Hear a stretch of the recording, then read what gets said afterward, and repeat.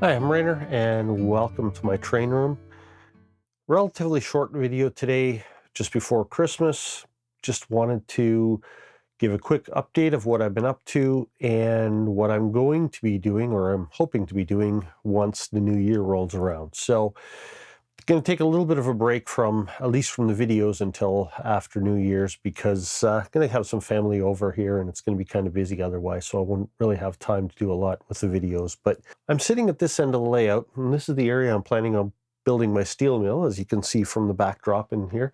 And all of these black objects on the layout are, well, parts of a blast furnace. I got online and found a blast furnace model in HO scale on Thingiverse online.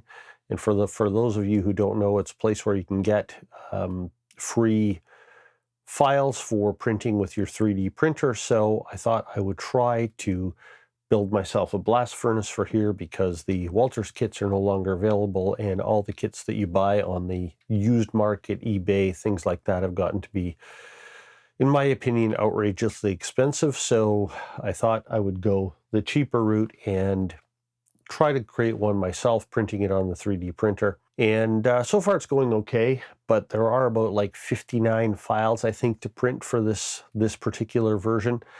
All the different parts. I have some of the tanks there. I have different wall sections all printed. So far it's going okay. I've had a few prints that didn't work on the first try. I had to make a little bit of adjustments on it. Sometimes user error, sometimes things just happen with a 3D printer, but it's going okay. I'm going to try to get the rest of the parts printed out the next few days, and then that'll be a video in the new year, hopefully, if it works out okay, of me putting this thing together, painting it, weathering it, doing all of that. I also have a couple of kits from the Walther's, the Works series, the older versions, I think they are. I picked those up sometime in the last couple of years. So up here I've got the rolling mill kit, and then I've got the coke oven kit as well. I'm going to try to fit at least those three structures, the two Walther's kits and this blast furnace, into this area. So I've got basically from here down to that wall to work with, and the depth of this layout here, plus a little bit of extra over here.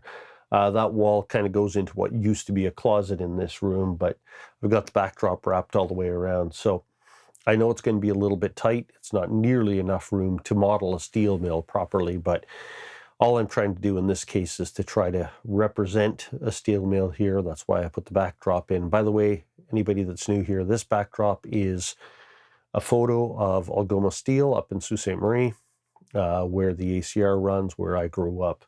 I took this photo myself with my drone a couple of years ago, flying it above my daughter's house, and then did some heavy cropping and zooming in on it to create this backdrop. So that's kind of my plan here. All of the track in this area is just kind of tacked down very lightly, just so it doesn't move too much. It's all going to move.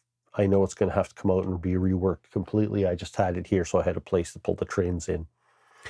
And I kind of need to get all three of these buildings at least somewhat built, so I can figure out how they're going to fit, because all three of them are going to be pretty large structures, and I really hope I can fit them in this area. It might be a little bit tight, but if I can get them in here, then I can figure out how the tracks have to go and how the tracks are going to work. So that's kind of my plan for the first part of the year, to get going on this and to see what I can do with this end of it, because I've got some level of scenery everywhere else on the layout other than this section here, which is just a sheet of cork with some tracks laying on it.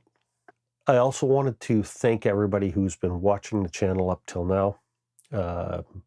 It's always really encouraging to see people getting online and saying that they've been encouraged to try something new on their layout because of something I've done here, or something I've done helps them figure out an issue they've got on theirs. So it's kind of humbling and encouraging at the same time to see that these videos that I do here in my basement while I'm playing with my trains are somehow helping somebody else. So all of you, thanks for watching. Have a Merry Christmas and a Happy New Year, and I will see you again in January. Thank you.